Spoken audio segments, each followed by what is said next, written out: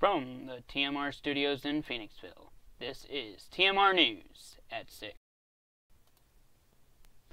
Good evening, ladies and gentlemen, and welcome to TMR News at 6. I am Mikey Edwards. Glad you can be with us here. We have a lot in rural Northern California, including an elementary school, before police shot him dead. Two hospitals were treating 7 people, including at least 3 children. No children were killed, according to the Tehama County Assistant Sheriff. Shooter was not identified, was fatally shot after engaging 2 officers who returned fire at an intersection in the community of Rancho Tehama Reserve, about 130 miles north of Sacramento, the state capital. The Assistant Sheriff, Phil Johnston, said, "We really don't have any idea what his motive was at this time." The first calls of a shooting came in around 7:52 Pacific time, I believe. It doesn't specify. And it was all over in around 45 minutes. During the rampage, the gunman fired into an elementary school. 1 student was wounded at the school, and another child was shot while in a car being driven by a woman, also wounded. It was very clear at the onset that we had an individual that was randomly picking targets. Essentially, with this individual, after the initial shooting, he reportedly took a vehicle and went on a shooting rampage throughout the community. It was said in a press conference. At one point, gunman crashed the first vehicle, robbed another person of his vehicle, kind of like almost Grand Theft Auto, before he was shot by police.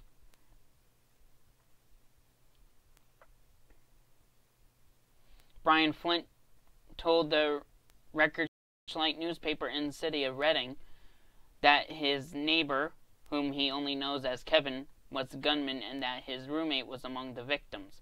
He said the shooter also stole his truck. Crazy thing is that the neighbor had been shooting a lot of bullets lately, hundreds of rounds, large magazines. We made it aware that this guy is crazy and he's been threatening us. Authorities recovered a semi-auto rifle and 2 handguns after shootings in the rural subdivision, described on its website as a quiet, private country community where the people are friendly and the pace is relaxed. An administrative assistant with the elementary school district of Corning Union had stated that several people were wounded at that school. The gunman shot the child in the vehicle as the child was being driven to school. Their vehicle passed the gunman's and he opened fire on them without provocation or warning. Child who was in the back seat didn't suffer life-threatening injuries, but the woman in the vehicle suffered life-threatening injuries. At the school, the shooter targeted the school from outside of it and shot into the school multiple rounds.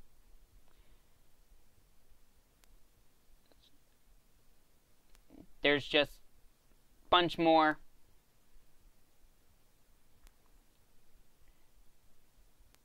information just regarding this. Gunman had a history with law enforcement, and authorities are aware of a report that he was involved in a domestic violence incident Monday. So, just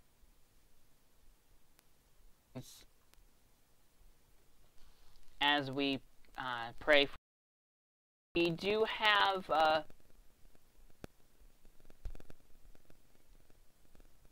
2 stories that actually, the first being the Salvation Army is starting their Red Kettle campaign. Owner from our area will be competing with his dog Swagger. Swagger's a purebred Mastiff, and if you want to go, I'm sure tickets might still be available. Go to the Greater Philadelphia Expo Center in Oaks. It is this weekend, the 18th and the 19th. Always fun. Davis said, I got into showing when I got my first Mastiff back in '09. I picked it up as a hobby, thought it looked like something fun to do, and I was hooked. Swagger is going to be about 6 months old by the time of the competition. Although relatively new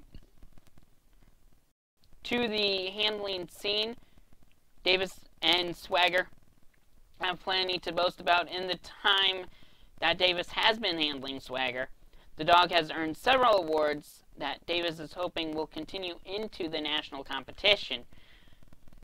Of course, national dog shows presented by Purina. Usually, that's the lead sponsor during the show. We showed a few times last year and let him take a break so he could grow up and mature, and got him back in September. He's won Best of Breed twice, and I can't see the other ones, and winner's dog at every show since September.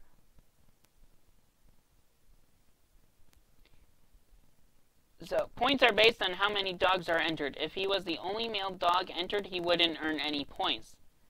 The points championships, he needs 14 points to become a champion. So each winner's dog win, he earns points. He has 12 points and needs only 3 more to become a champion. I'm hoping to get those points at the Philadelphia show.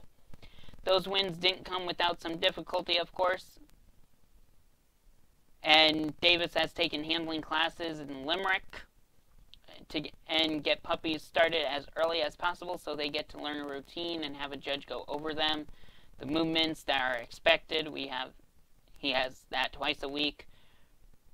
Most challenging part of it is, even though I'm a handler now, I'm still relatively new. That's quickly changing, though. Tonight, it's going to be pretty chilly as we're wavering here. Going to be 38 tonight. DC at 35. Buffalo looking at 33. Sault Ste. Marie at 37. A freezing 18 degrees in Caribou. And in North Dakota, you're looking at 13. But then down pretty much our high, around 60, you'd have that for the low in Lubbock, Texas. And 64 in San Antonio. And down in Brownsville, 66 degrees. Miami looking at a nice, convenient 71 for the low tonight. The highs for tomorrow, however, are going to be not too bad. I mean, still a little chilly up here in the northeast. For some. For some, it's just normal. 51 in Buffalo, 51 in New York, 50 in D.C. Got a little breezy conditions in Lubbock, 69. San Antonio, where Brownsville, you're going to be at the high water mark of 86. Not much temperature change in Miami for 81 degree high. North Dakota, you're looking at 21. You're the low mark on our map.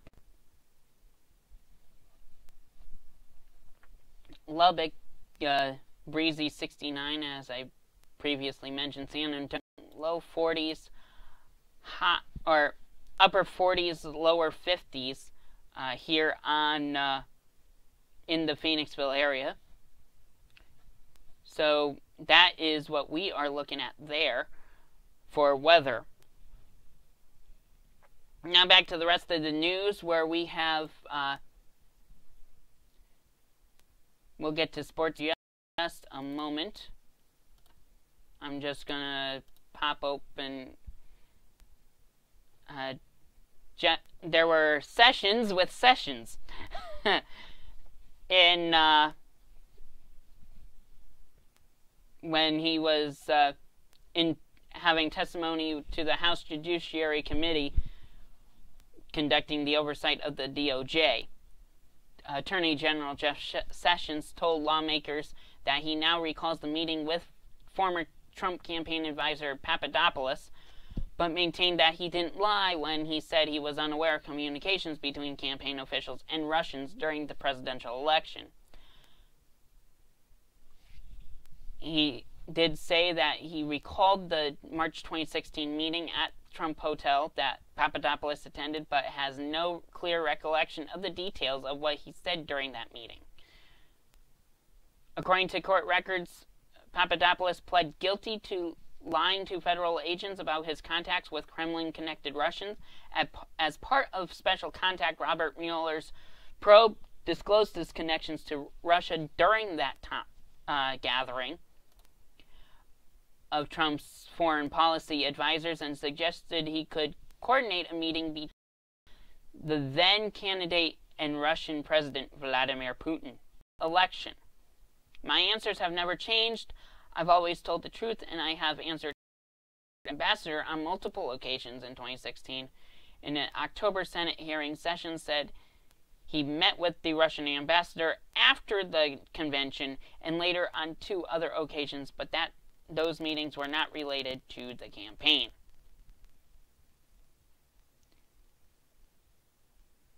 Of course, the early defense didn't deter Democrats, who took turns interrogating him over apparent discrepancies in his previous statements on Russia and what's now known, while Republicans pressed him to expand on the letter Assistant Attorney General Stephen Boyd sent to the committee chair on Monday.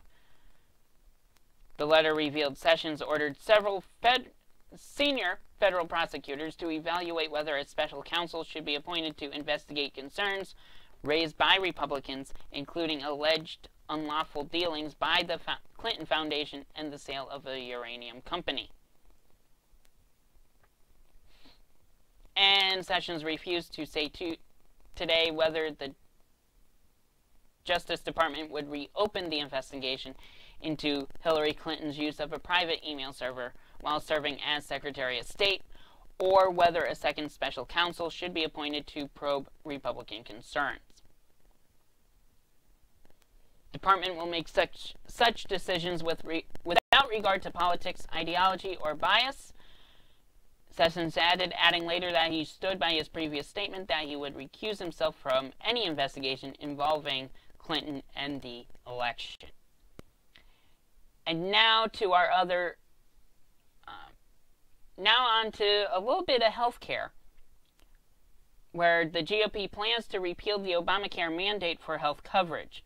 To help pay for the GOP tax bill, Senate leaders announced Tuesday that they plan to repeal the Affordable Care Act's requirement that Americans maintain health coverage. Announcement comes one day after Trump urged senators to eliminate the mandate and use the savings to reduce the top income tax rate to 35%, a move that would exclusively benefit individuals earning over $500,000 and couples earning over $1 million under the current Senate bill. We're optimistic that inserting the individual mandate repeal into the tax bill would be helpful, according to Senate Majority Leader Mitch McConnell after a caucus meeting.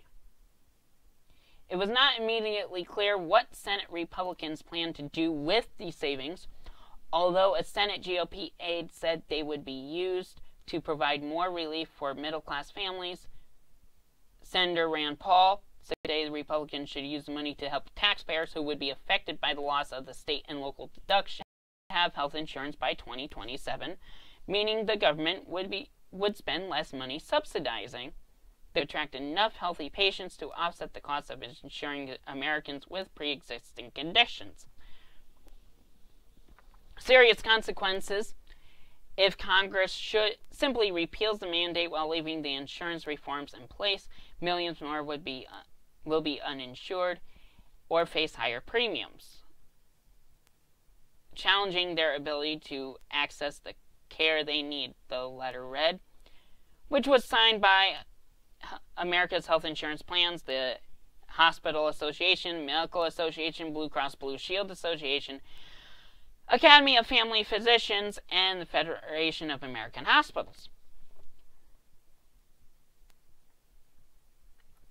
Senate Minority Leader Chuck Schumer New York Democrat said in a statement that Republicans were so determined to provide tax giveaways to the rich that they're willing to raise premiums on millions of middle-class Americans and kick 13 million people off their health care.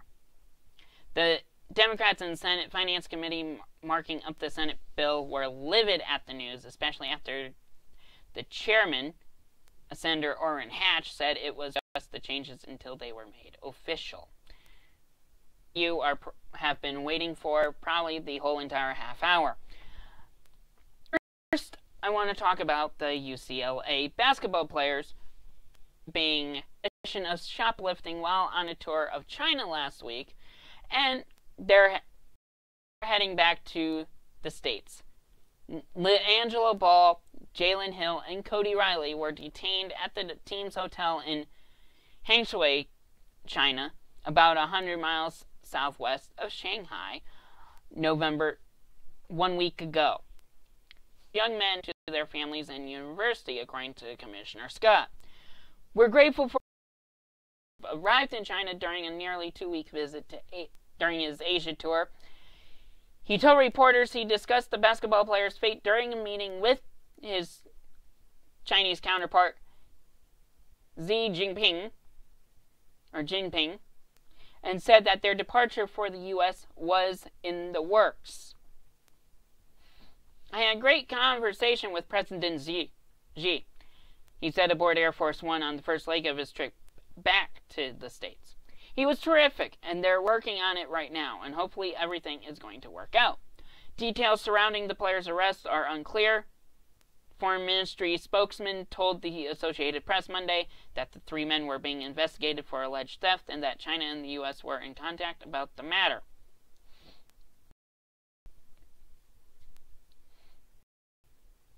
Any sympathy when he gets to the UCLA roster over the next few days, over the next number of games.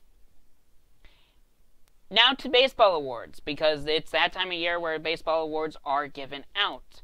And Rookie of the Year was announced yesterday. Currently, Manager of the Year will be announced shortly during this hour. I haven't seen or heard anything just yet. But first of all, the Rookie of the Year for the American League was unanimously Aaron Judge of the Yankees. He had a stellar year. I am a diehard Yankee fan, so I have paid attention to Aaron Judge. And also, I really wasn't paying attention too much to this guy, but the National League Rookie of the Year, the Dodgers' Cody Bellinger, first baseman, and he's a great kid. I saw him in the Home Run Derby. Phenomenal player. Similar aspect to Judge in terms of his bat, but I think Bellinger does a little bit more in the small ball side. Cody Bellinger is actually the, I want to say, was it son? I believe son of Clay Bellinger, former New York Yankee pitcher. So that was pretty cool to see. So someone with Yankee roots and someone who's a Yankee made the rookies, were the Rookies of the Year. So congratulations to them both. And Manager of the Year, we had a few managers, and we are still awaiting info on that. I'm trying to see if nothing is coming across the line just yet. I'm trying to keep up on ESPN right now. Actually, maybe something will pop up on my feed here. I'm going to check this here in a moment.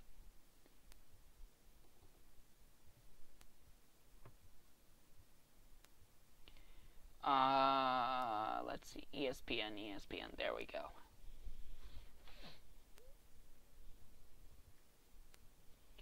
Torey Lovulo was named National League National League Manager of the Year. So we have your National League Manager of the Year being the Diamondbacks' Torey Lovulo. I'm going to check on the American League. It was between Tito Francona, A.J. Hinch, and I believe Brad Ausmus.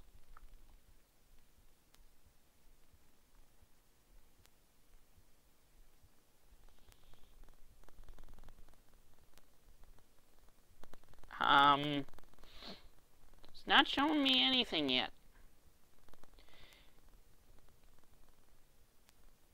Let me see if I can find it.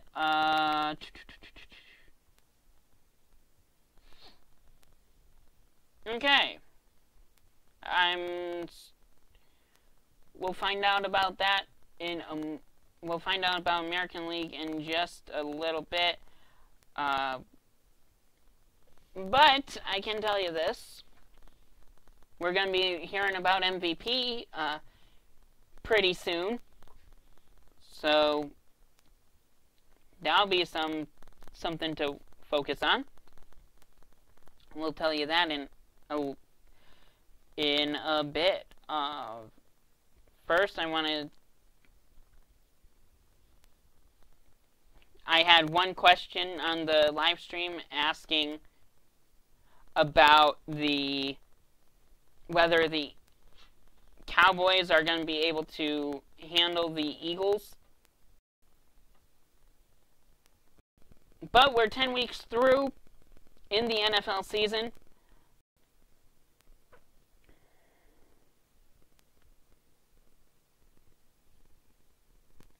That's going to be interesting, to say the least. But, anywho, again, we got a lot of coverage right now. Again, we have Baseball Manager Awards. We're actually just waiting for American League Manager of the Year to be announced. We'll find out. But we have a few we got a lot of college basketball going on today. Villanova playing right now against Nichols. Villanova leading 10-6. Villanova came in number 5 on the AP for their rankings. Duke and Michigan State battling against each other at the top of the hour. Sabres and Penguins. Some hockey action going on. Sabres and Penguins. And in college football, Notre Dame's facing Navy, and Penn State will be facing Nebraska.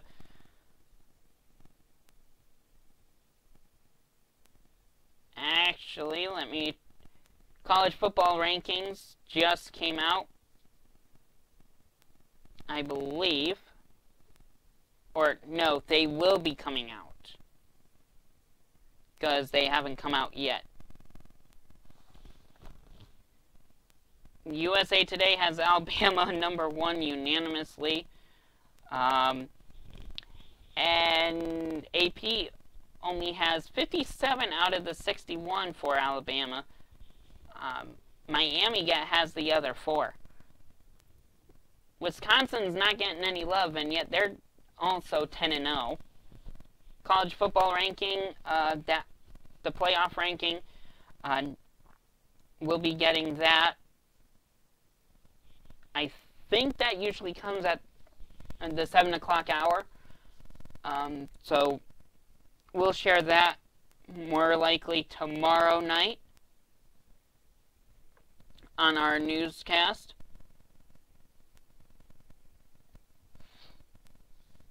So we're really right now waiting on American League Manager of the Year to finish out our coverage. We'll probably just post a quick status on that. But essentially, we have so much news that we covered in the last 40-some minutes. So if you missed any of it, tune in. Catch the whole stream after it's finalized here on TMR, on the Facebook, and on the YouTube. We'll have everything for you so you can enjoy. So I want to thank you all for tuning in. I know some of you just joining in, yada, yada, yada, yada. But we also... No, that is not a black light. That's my rope lights, by the way. Going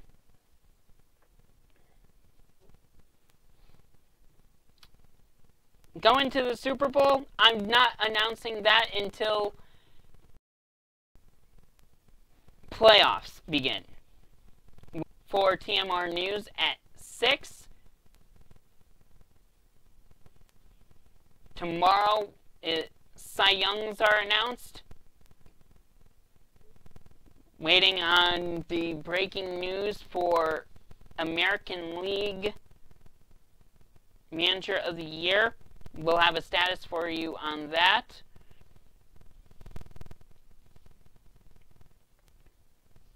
Other than that, thank you for tuning in. Have a good night.